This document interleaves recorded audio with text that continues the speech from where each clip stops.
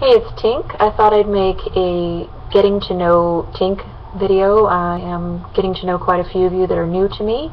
This is our TTC journey thus far.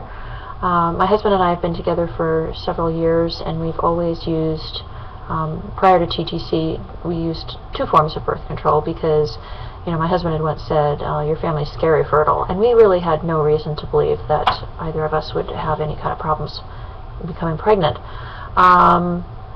So when we finally forewent birth control, you know, we didn't know about charting or anything like that, so we were just omitting the birth control, not thinking about it too much, and figured out that there had to be a little bit of a problem. So I learned how to chart, and I learned about all the little home remedies of increasing fertility, and I read a lot of material, and still we had a problem.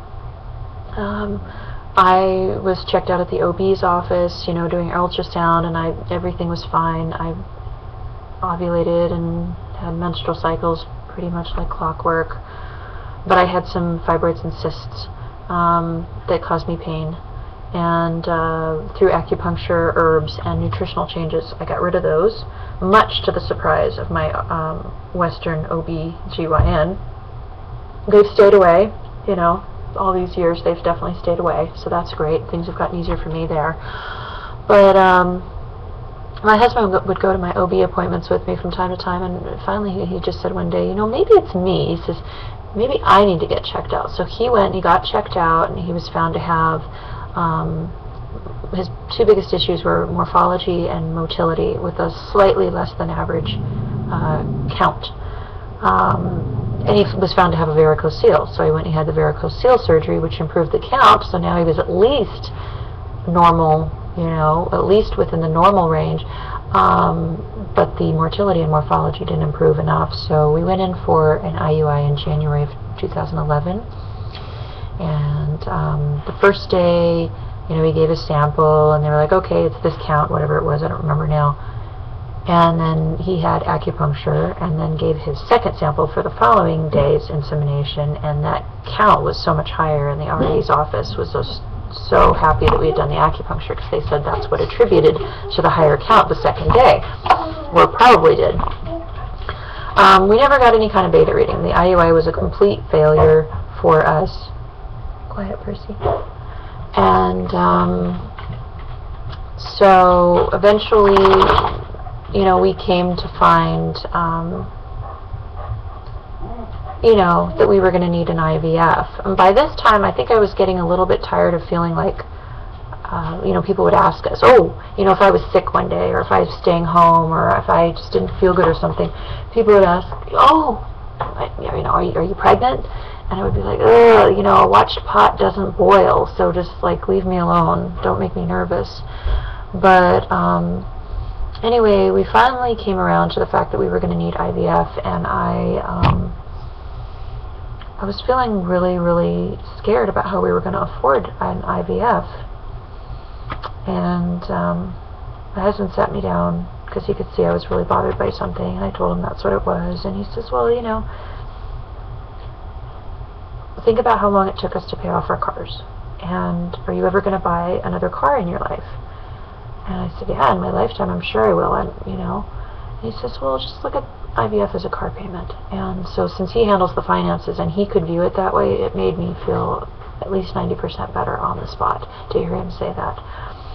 Not that this paying for IVF is anywhere easy, because it is really not. No.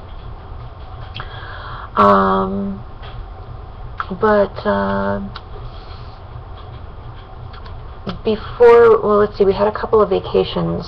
We had my little brother's graduation to go to, and then we had a trip that my in-laws wanted to go with us on that year. So we were putting off our IVF until like the late summer, early fall. So in the meantime, I sat down and I had a conversation that completely took me off guard. It just completely came out of nowhere, with a younger female relative of mine, family member of mine, wherein she brought up TTC, and she said, you know, God wants to help you, but basically, I don't remember what she said, but basically he's holding out on us, or he's punishing us. And I said, you know, that's a really strange thing to say. I mean, Nazis had babies, and all kinds of people with all different, like, that's just, that doesn't, you realize that's ridiculous to say that, right? And she says, well, you know, sometimes I feel bad for you, but the rest of the time I just laugh. You know, that you guys can't get pregnant, basically. And I was like, wow, that's a really doom and gloom, wicked thing to say to somebody. And she never took it back. She got nastier during the conversation, and I really tried to get her to empathize and just see the logic behind, you know, there are so many people in so many different paths in life that are going through TTC, but she just wasn't going to see the rationale behind any of that. And it really hurt. Unfortunately, you know, the positive place that I had been in was just totally deconstructed about an hour after that conversation, maybe not even an hour after that conversation, and all of the sadness and the envy and those types of emotions just came back for me. And it was a real uphill battle to get them to go away again, and it did not take a small amount of time. And it was a day-by-day type of thing, too. So I just decided I would not talk to that person again before, you know, trying to work this out. Well, like I say, I was on vacation, and I came back from vacation, and I asked that person, can I sit down with you? I want to talk to you. So we sat down alone, and I said, I just wanted to talk to you about our last conversation and some words that hurt. And I told her the words, you know, basically about, you know, God holding out on us and, you know, laughing at me or laughing at us. You know, she's laughing at us, not being able to get pregnant. And she said, well, I'll always talk to you about it that way. And I just thought, okay, but those things hurt. Why would you do that? And she felt, in her mind, she had like a religious justification to say those things to me. And I told her, I said, you know, there are so many viewpoints that you might have that I disagree with or find preposterous, but I would not tell you that I laugh at you, and I would not disrespect you the way that you've disrespected me, because that's no way to have a relationship. I mean, if we did that to each other, we couldn't have a relationship. Well, I never got an apology. In fact, she reassured me that she would always talk to me about it that way, whenever it came up. And the funny thing is that I never brought up our TTC with her. She brought that up, and so I was like, you know, but you realize I didn't bring this up. So anyway, needless to say, I never speak about TTC with that particular female relative anymore. And it's been pretty difficult because she's a member of my family that I naturally assumed anyone would naturally assume, given her part in my family, that I would be able to talk to her about that and have some modicum of support. Not the case. Anyway, moving on, I had another, and I'm just going to say, it's sad that this has got to be part of our TTC journey, but it made it a lot more painful than it needed to be. And we had another zinger. I went and I spoke to, later on, to an elder female in my family. And she basically heard what was said, and she's basically just alluded to, well, you know, you're older than her, and you probably had it coming because you probably did something growing up to her that wasn't so nice. And I thought to myself, my God, the logic behind that is just appalling, and not really what I expected. I just expected a little bit of compassion. That's all I expected out of that, and I didn't get any. So I don't talk to that person either about it. Went to my, I'm just going to fast forward here into fall of 2011 to our first IVF. It was kind of a logistical nightmare for me because it was a totally new experience. We love our RE and our RE's office, and they made it as easy for us as they could. But you know, I was scheduling time off work, and my husband was wonderful because he was able to give me my injections because I can't bring myself to do that for myself. So he got really good at it, and he's, you know, I could, you know, allow him to do that for me.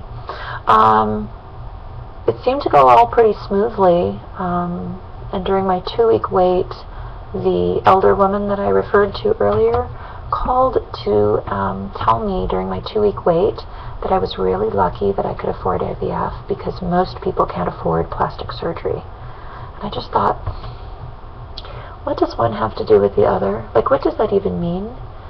But all I could just hear in it was just some kind of like envy or something, animosity in it, just more of a similar animosity in it. And so it really upset me, and we ended up getting a low beta reading after the 2-week wait, and it went down. And then I talked to my RE and I said, you know, I'm kind of running into a weird thing here where I can't really talk to most people in my family about it. And I told him a couple of the things that were said, and he goes, yeah.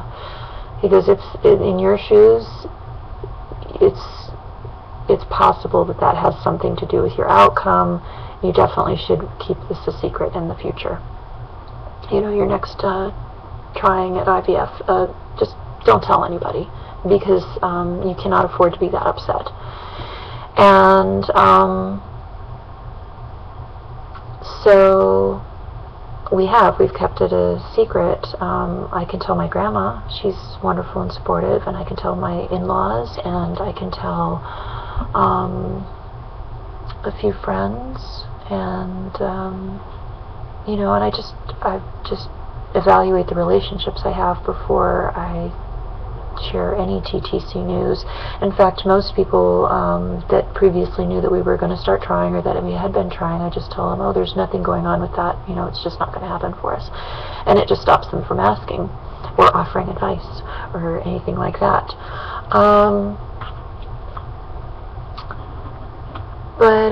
Yeah, I will say that the secrecy has been an extra burden, but a necessary one, and it's been kind of a shocker to not have the support coming from key people in my family that I thought naturally should have been there. So anyway, that's been interesting. Our second IVF was during the holidays of 2011, and I was really looking forward to kind of announcing, at least to the few people that are really supportive, because it was early yet, that we had a positive pregnancy test, but that was not to be. We had an even lower beta that time. Unfortunately for us, I never produced enough mature eggs to do a frozen embryo transfer cycle, so it's just fresh cycles each time, which is logistically and financially a big hurdle each time. But also, there's nothing for the RE to evaluate afterward, no material for them to say, oh, we have a fragmentation issue, or we have this or this or this. I think they did find that we had did they find that we had a fragmentation issue? I can't remember now, but yeah, they don't have any mature eggs or leftover embryos to evaluate. So he did refer us to the Allen Beer Center, and I found out about the thrombophilia and the ovarian antibodies, and I'm really excited because now we can treat those, and we can change up our protocol, which is good, because previous to this he had no other options for us. You know, as far as changing our protocol, there just was not information to go on. You know, I had open tubes, just everything was fine. But yeah, I'm looking forward to trying again. I just had a dilation of my cervix done on Thursday, and as far as I know, that seems to have gone pretty well. I'm not really, you know, I'm not bleeding still or having cramping or anything like that. You know, I have some limitations on certain activity I can't do for another few days yet, but you know, it is what it is. And I will say this, it's kind of exciting every time something new happens with this now, because it's like, ooh, that's one step closer, you know, we're taking prednisone for the ovarian antibodies. Okay, the ball is rolling here, you know. So it's pretty exciting, but yeah. So that's pretty much my story thus far, and we're going to try again in August, our next IVF. Okay.